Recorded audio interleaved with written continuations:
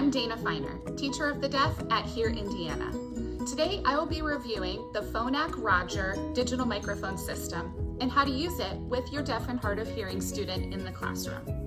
I will be going over 3 main points: how to connect the device, proper use within the classroom, and basic troubleshooting. If after this video you still have questions, please reach out to us at info@hereindiana.org. Now we will go over how to turn on and connect your devices. The Roger touchscreen has a power button on the top side. Hold for 3 seconds, and you'll see the screen light up and turn on. In order to power off, again, hold the button for about 3 seconds. You'll see a message that asks if you want to power off, and you click yes in the top corner, and it will power down. The lanyard connects with 2 teeth at the top of the device and can be taken off by pushing this gray button on the back. The charging port is located on the bottom of the device. Plugs into a standard outlet or USB. The auxiliary cord also plugs into the bottom of the device. Then the other end can be connected to a computer or tablet.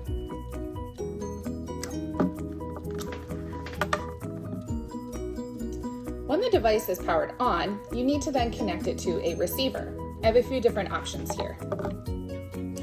One such receiver is a Roger Focus. This is used in place of a hearing aid in certain situations, so I just make sure that the battery door is closed and click the Connect button. You'll see a message that says the Roger Focus is connected.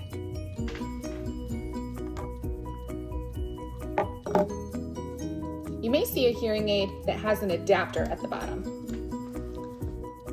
This adapter has 3 holes where the 3 teeth of the receiver connect.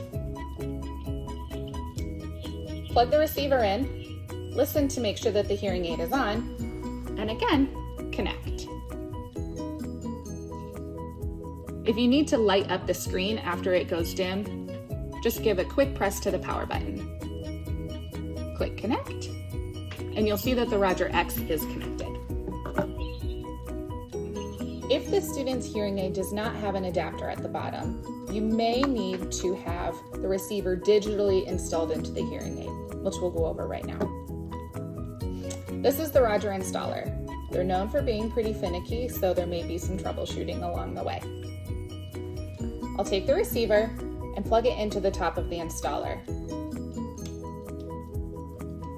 Turn the installer on. This green light indicates that the receiver is within the shell, but we need to get it into the hearing aid. We do that by closing the battery door and making sure we have a hearing aid that is on and working. I hear the feedback. Place the hearing aid on top of the installer. The green flashing light should go from the receiver to the hearing aid, which it has. The receiver is no longer in the shell. It has been digitally installed into the hearing aid. The hearing aid is ready to connect to the microphone, which I will do now. Click Connect, and it says the Roger device is connected. Now, to uninstall and put the receiver back into the shell, we do the same process, just backwards. I'm going to turn everything off and start from scratch. So, I have a hearing aid that is on. I turn on the installer. Put the hearing aid on the installer.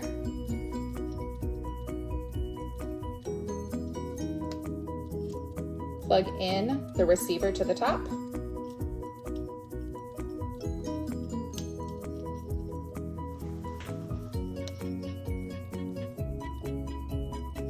And I'm not seeing any green lights right now. So, troubleshooting in this case, I would turn it off and turn the installer back on.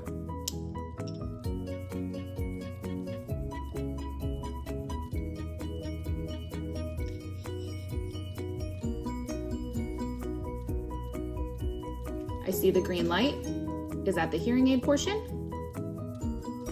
That flashing shows that it's getting ready to move. And now the green light is up by the receiver again, showing that the receiver has gone from the hearing aid and been installed back into the shell. I know that the receiver is no longer in the hearing aid because it won't connect to the microphone. When I click the connect button, it'll circle around for a bit and get a message saying that no device is detected.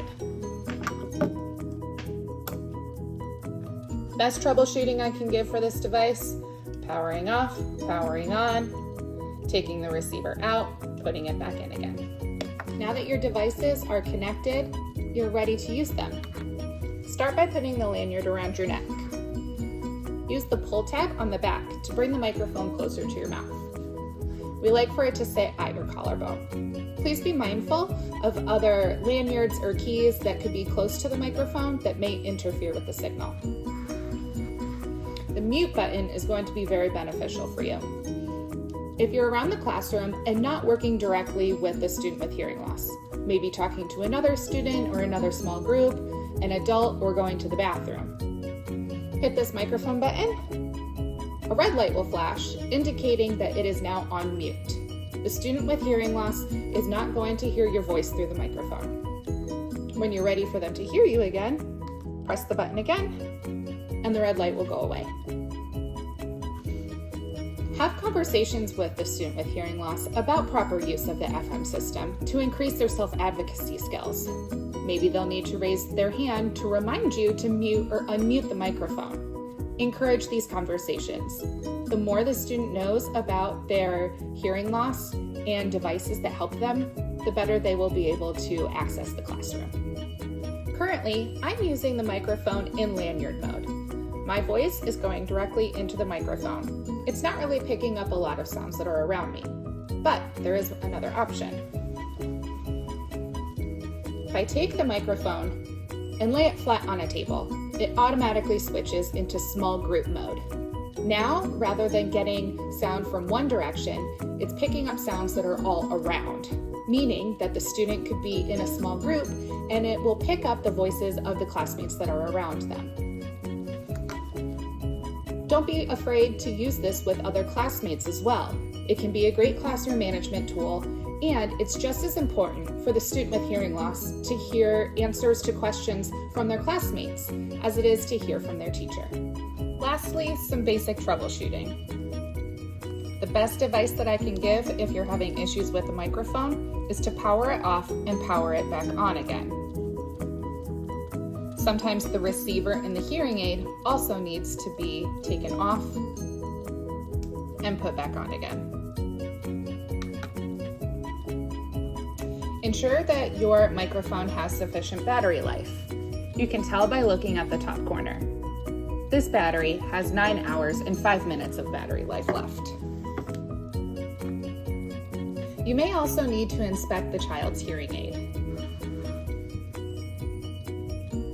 Maybe the battery needs to be replaced, or the battery door needs to be completely closed. Also, you can check in the tube and the ear mold that would be connected here to see if there's any earwax. I can tell by the feedback that this hearing aid is on. If you have any issues that are beyond this basic troubleshooting, please reach out. The staff at Hear Indiana would be happy to help. If you have any other questions, we would love to help you. Please reach out at info@hearindiana.org.